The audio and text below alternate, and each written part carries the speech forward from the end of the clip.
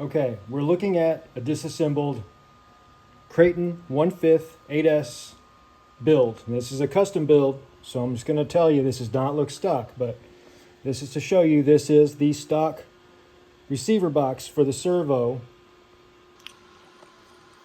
And we're fitting in a DS2685BLHV. This is the largest servo. It's 4S, 15 tooth spline, big beefy gears. We are using the stock receiver box and this is servo combination for an Arma 1/5 8S Kraton. Now, let me go ahead and move this stuff out of the way. This is simply to show you that yes, it does fit. I'm disassembling this because I fried my ESC, and while I was removing all the little bits and pieces, like you got to remove the this thing, the JR plug, Futaba style connector for connecting nominal voltage to the ESC for signal pathways on the PWM. Of course, that all goes onto the receiver. I'm using a Radio Link R7FG. This has a built-in gyro in it. Anyway, as you can see, even though I've had to cut my box, now if you look right here, I'm not going to pull out my servo, but this is normally this little spot right here. We see it sort of like it got chopped off. Well, that's exactly what happened. It got chopped off. You have to trim your receiver box in line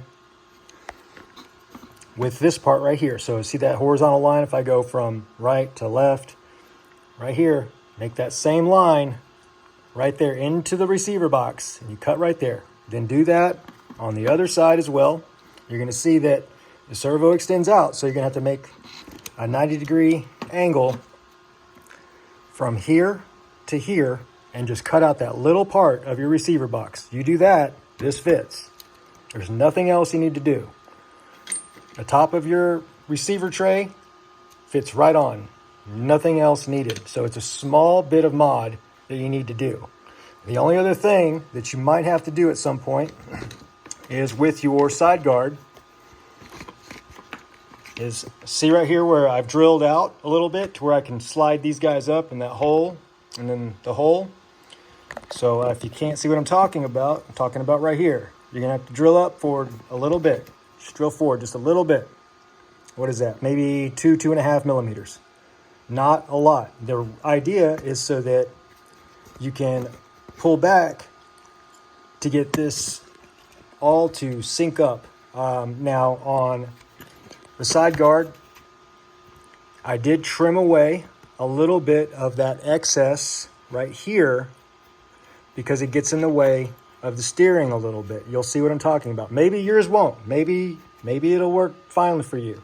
But what you do not want to do is hack away at this left. You see this U shape right here? It's the cradle for your servo nipple. You do not want to chop that off. You want to make sure that stays intact. So you can trim, and like I did, I trimmed at an angle. It's harder and harder to tell here. Let's see if I can zoom in. If you can see it, there, maybe you can see it better that way. But see how I did it at an angle? Going from here, that direction. Yeah, there you go. I just trimmed that away so that way there's clearance for the steering. I just use a Dremel. That's all you need to do. It's very, very easy. And a little sanding bit on a Dremel will go a long way really quick. Cuts through like butter, so do it very, very gently. Once that's done, you're good. There's nothing else to do. You just connect as normal, and yeah. Now, for the mounting of the propulsion pack, I mount mine on my own brace. I made this brace. That is a 3/8 by, I believe, 1 inch. 3/8 by 1 inch. Or maybe it's 3/4. Yeah, actually, I think it's 3/4. Here, I'll measure it. Let's do that. Instead of guessing, we're going to measure. Don't go in there.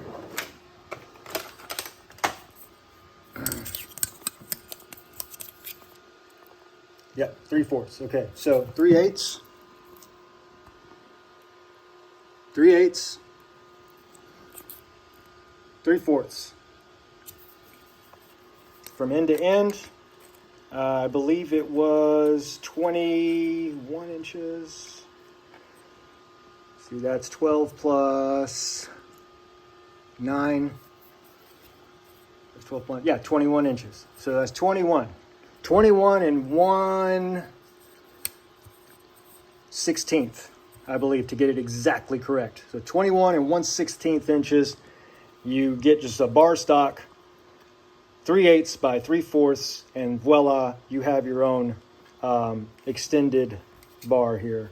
Now, keep in mind, this is an extended chassis, so this is not the normal length, but you'll have to measure your own to see if you want to use your own bar on a stock chassis, then you'll have to measure the length. Now, as far as the width and the dimensions of this, it's still the same, 3/8 by 3/4, by however long your particular chassis is. Mine is a special chassis that uses 2 rear length CVDs instead of the shorter one in the front and the longer one in back. It just uses 2 long ones. This way it allows me to use a super long motor.